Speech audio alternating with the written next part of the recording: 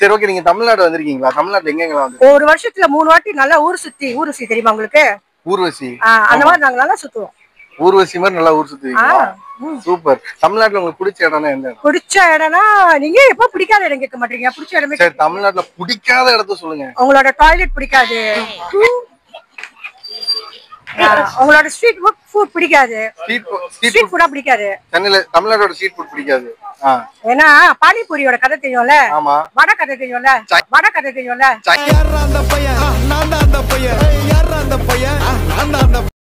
அதனால பிடிக்காது. இப்ப நீங்களே இங்க ஸ்ட்ரீட் ஃபுட்ல தானே சாப்பிடுறீங்க, இது மட்டும் பிடிச்சிருக்கா? இது மட்டும் பிடிச்சிருக்கா? இது ஒரு நல்ல கேள்வி. நாங்க வந்து இங்க ஸ்ட்ரீட் ஷாப்பிங் பண்றோம், ஃபுட் சாப்பிடலாம். Very good. விஜய் தளபதி வந்து அரசியலுக்கு வந்திருக்காரு. லைக் பண்றீங்களா, அன்லைக் பண்றீங்களா? அவரை லைக் பண்றேன். ஆனா அவரோட திடீர்னு அரசியலுக்கு வந்ததை நான் இன்னும் கமெண்ட் பண்ண முடியாது. பிகாஸ் அவரோட இஷ்டம். சோ அது வந்து நீங்க பெருசா அது வந்து பொறுப்பா எடுத்துக்கலாம். ஏன்னா அரசியல்ல வந்து யாருமே எதுவுமே சரியா சாதிக்கல. எம்ஜிஆர் தவிர, சத்துணவு தட்டது முட்டையை தவிர யாருமே எதுவுமே செய்யல. ஓகே, ஆமா. Thank you.